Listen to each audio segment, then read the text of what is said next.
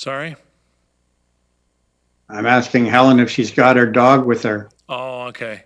We're live now, just so everyone's aware, before we share any personal secrets about dogs or otherwise. And we are broadcasting over the YouTube channel. So good afternoon, everyone, staff, and those who are joining us live. I'm Sean Strickland, Chair of the Audit Committee, and I'd like to call the Audit Committee to order, please. And due to the COVID-19 pandemic, we are practicing physical distancing, and all of our councillors who are members of this committee are participating electronically. I'm joined in the chambers by a couple members from clerk staff and CAO Bruce Lochner. We know all the drill. If you want to say something at any time, just please raise your hand in the Zoom function, and please keep your devices muted until called upon to speak. With that, I'll ask Stevie, the clerk, to do roll call. Thank you. Councillor Jowett.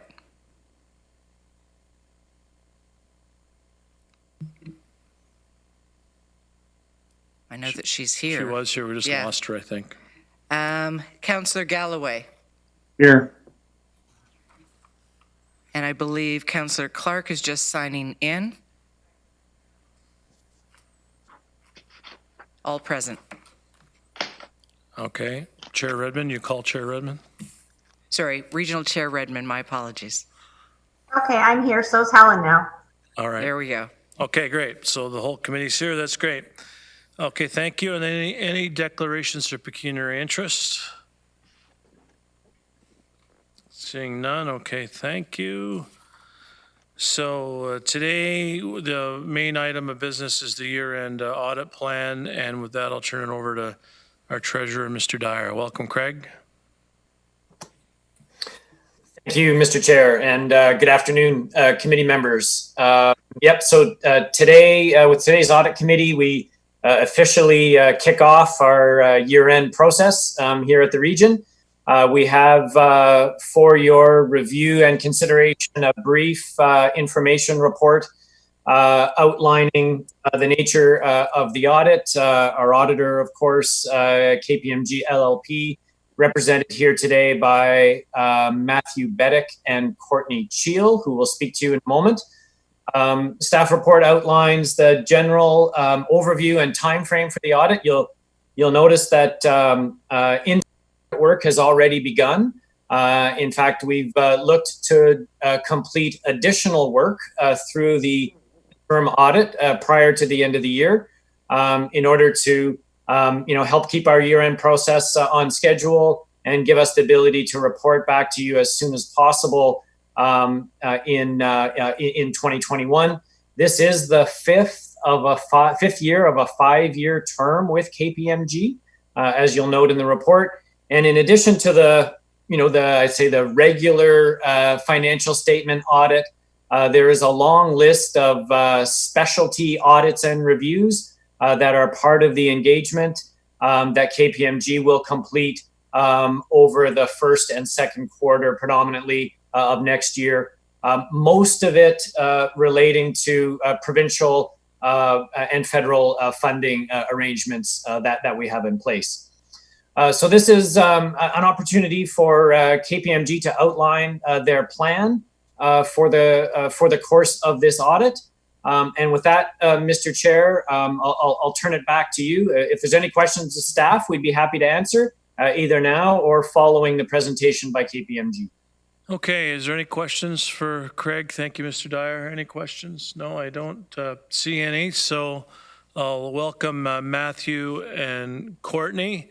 Matthew, it's hard to believe we're in the 5th year of your 5-year contract. It just seems like yesterday we brought KPMG on board. Does it feel like yesterday to you as well? To a certain extent, yes. I found it hard to believe it's been 5 years as well. Although I'm told as you get older, time goes by faster. Then you retire, I guess. I don't know. Anyways, we'll leave it to you, Matthew, and Courtney. The floor is yours. Thank you. Good to see you. Okay, just from a logistics perspective, we have a report that we would normally walk through. do you want me to share my screen, or will the clerk share the report and I can ask them to advance the pages? So I think the clerks are indicating that we'll share the screen from here. They will? Okay. Yeah. So So our report starts on your page 6. Page 6? Okay. So and Terry's just queuing it up to share the screen Okay. now. So as we go through, and my apologies to Councillor Jowett, she already had to sit through one of these today, so she's getting her KPMG love today.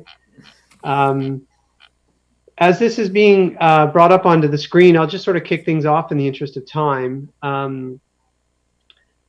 You know, as Craig mentioned, you know, we are in the process of completing the planning in the interim stages of the audit.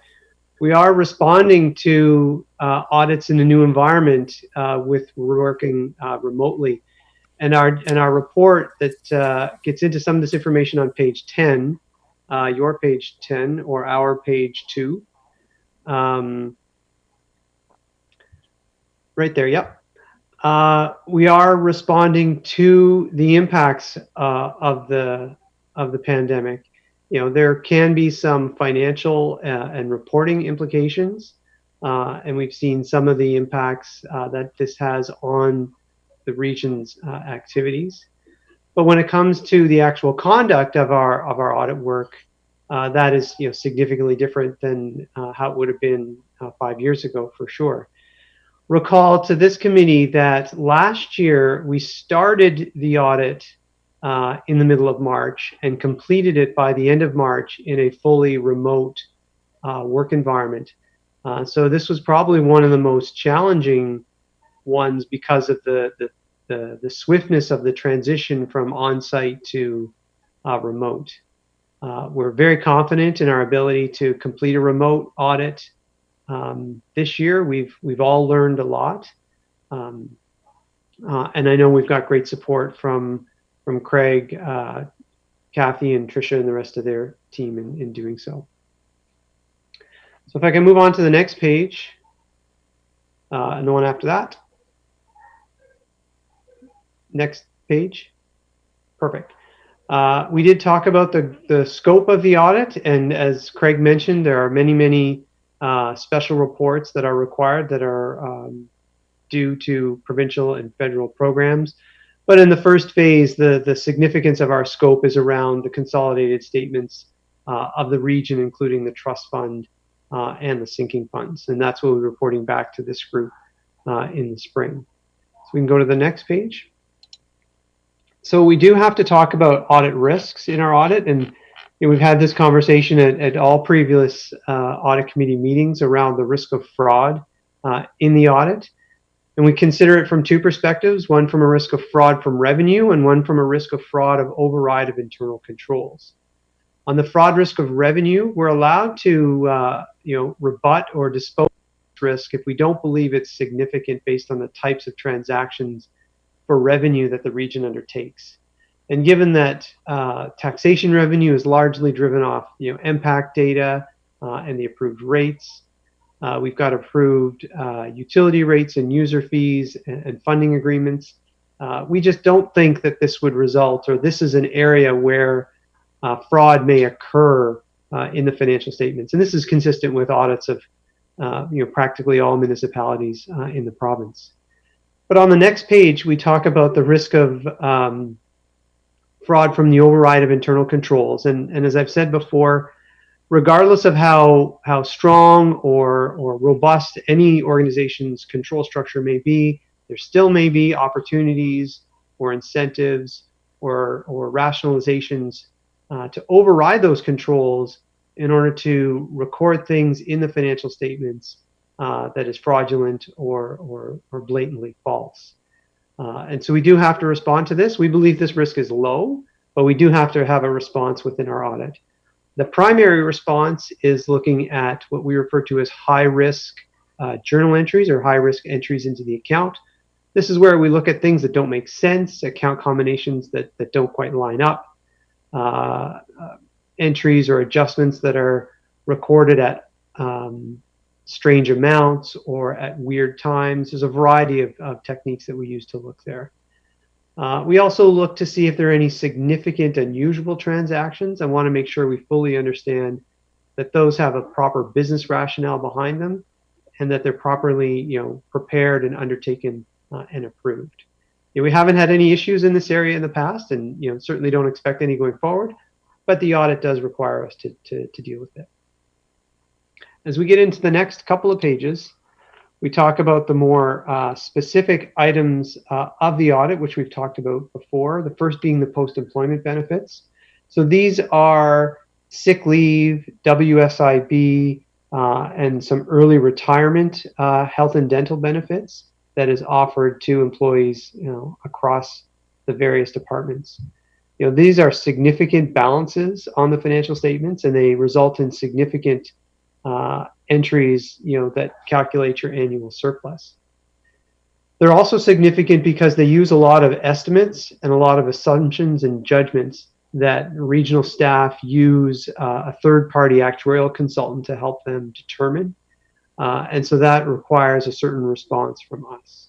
We look at the underlying data that's used, including the employee populations. We want to make sure that what the actuaries are using to make these calculations is appropriate. So for example, I believe there's a WSIB accrual for police and one for non-police. Well, we want to make sure those populations are different when it comes to WSIB. We want to make sure those populations have been properly considered by the actuary. There's also a number of assumptions that are used around interest rates, mortality rates, inflation rates. KPMG develops its own sort of framework for what those figures should be. And so we compare the ones that are used to those to make sure they're reasonable. On the next page, we talk about the audit approach for tangible capital assets. And as I've said before, this is the most significant balance in the region's financial statements. And a significant amount of capital activity happens, each and every year. So we want to make sure that what's being recorded is proper, both on an in and an out perspective. So our capital things properly being capitalized and our non-capital things not being capitalized. And we do a lot of testing in this area. We look at the controls around determining what's a capital project and what's not a capital project. We look at how the depreciation expense is calculated. We look at the assumptions and the data that goes into that depreciation expense to make sure everything's been treated properly. As we move into the next slide, and when we again continue to talk about from year to year, and this is the accounting for obligatory reserve funds and deferred revenue, and really what we're talking about is DC funds. The issue that we have with the development charge accounting is that how this shows up in revenue and therefore in your accounting surplus in your audited statements is different from the timing of the cash flows. And that revenue can only be recognized when the related development expenditures are incurred. So we need to make sure that's a match. And that's typically done in the same way that the budget process would be undertaken. So we go through a process to make sure that these things, all line up and amounts are recorded in the appropriate periods. We know that DCs are ultimately collected by the lower tiers and then remitted back up to the region. And so we gather information from those lower tiers to confirm that we've got all of the DCs collected and properly accounted for. We also note that there are some DCs that are waived. So the region says in certain instances they will waive development charges, and that has related accounting impacts as well. And we want to make sure those are properly addressed in the financial statements. As we move into the next page, I won't sort of focus so much on this, but here are some of the other areas where we do spend some time and energy. And if we find any issues or have any findings, we'll report back on these in our year-end report. As we move to the next slide on materiality. So we do set materiality each year at approximately $25 million, which is a function of your annual budgeted revenues, which is over $1 billion for for this year. And so the benchmark and the determination is fairly consistent, both year on year to what we've done in the past and with other large upper tier municipalities in the province. As I move into the next couple of slides, the page after this one is just a bit of a picture of the way that we, develop and maintain our quality standards, seeing how all these things work together.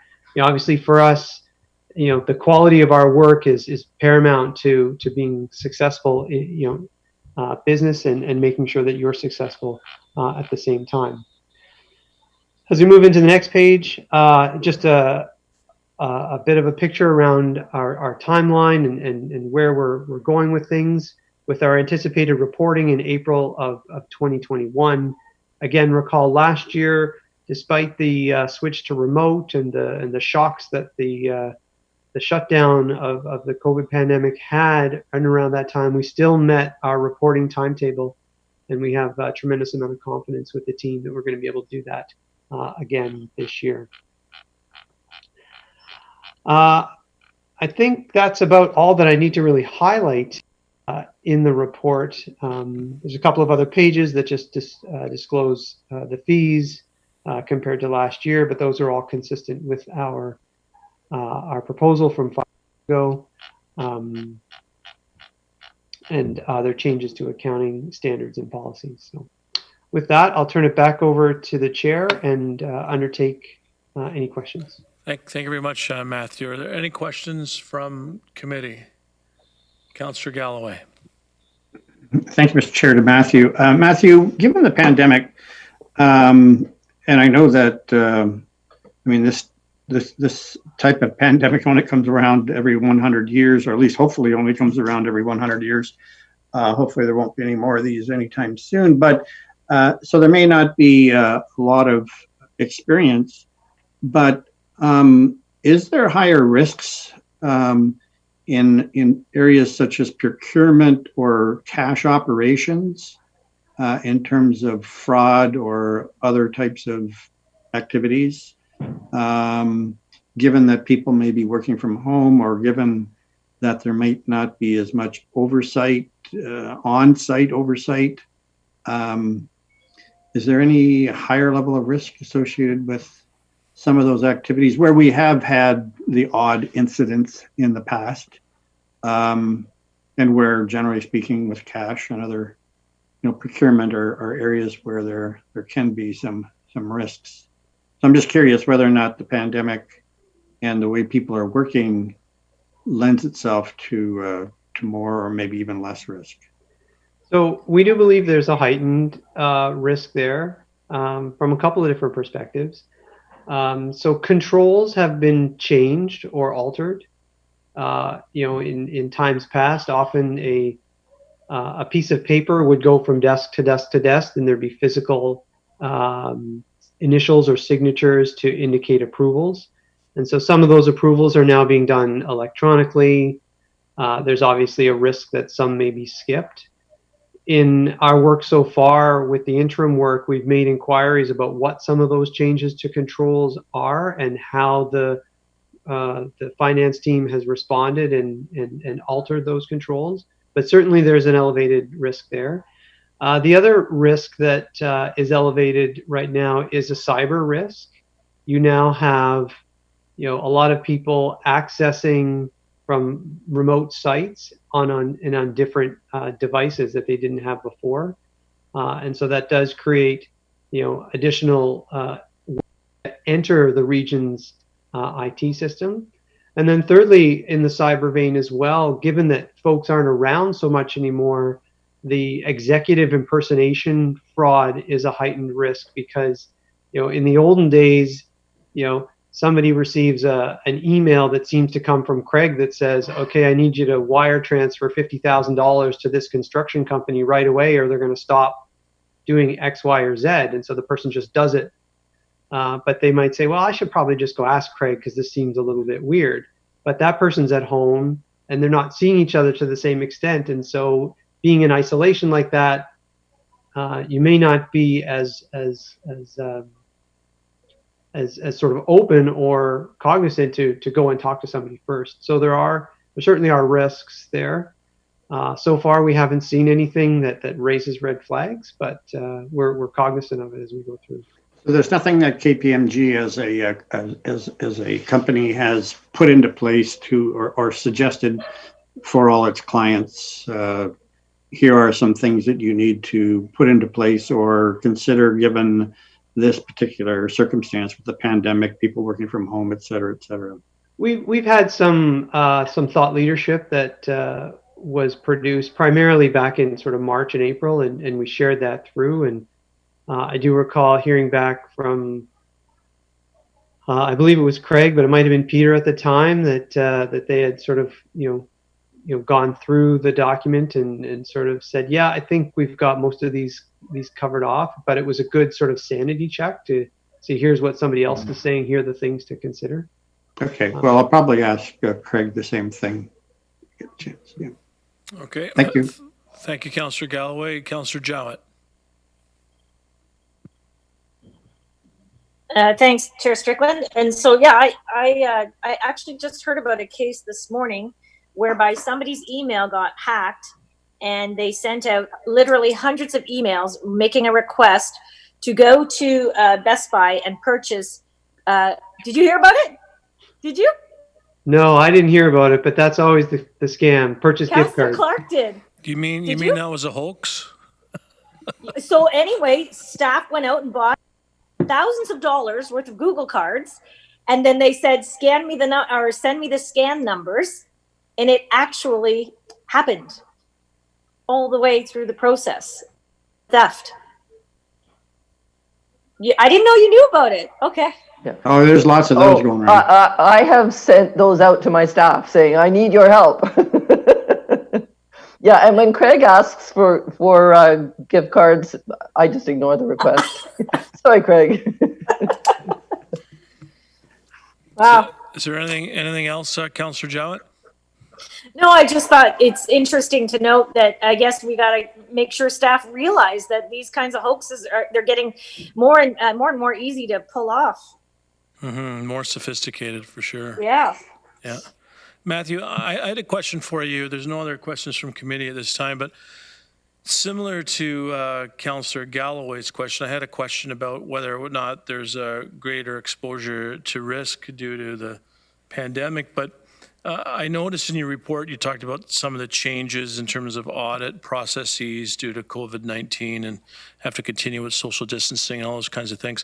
Can you just tell me how you operationalize, what's the difference in operationalizing an audit pre-COVID and in the middle of COVID? Like, how do the boots hit the ground, so to speak, in a different fashion during COVID than what they would have without COVID?